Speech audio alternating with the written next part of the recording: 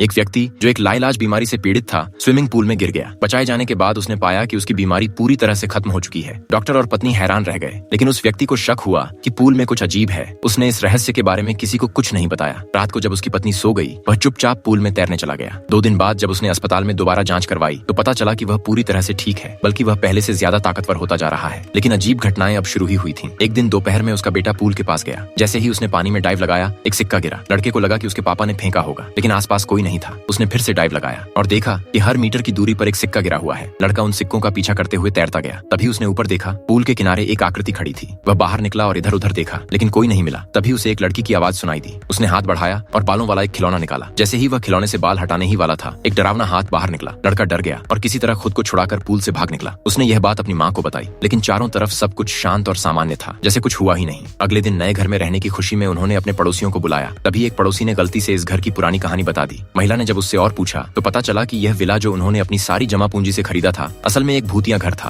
15 साल पहले एक छोटी लड़की सुबह सुबह पूल के पास आई थी। उसने पानी में छलांग लगाई और फिर रहस्यमय तरीके से गायब हो गई। उसके बाद से इस घर में कोई नहीं रहा था। महिला को अपने बेटे की बात याद आई। उसने ऑनलाइन पुराने मालिक को खोजा। एक महिला मिली जिसने उसे एक डरावनी सच्चाई बताई। उसी समय उसका पति अपने दोस्तों के साथ घर पर एक पार्टी कर रहा था। सब लोग पूल में मस्ती कर रहे थे, लेकिन किसी को भी यह एहसास नहीं हुआ कि पानी से धीरे धीरे एक काली धुंध ऊपर उठ रही थी।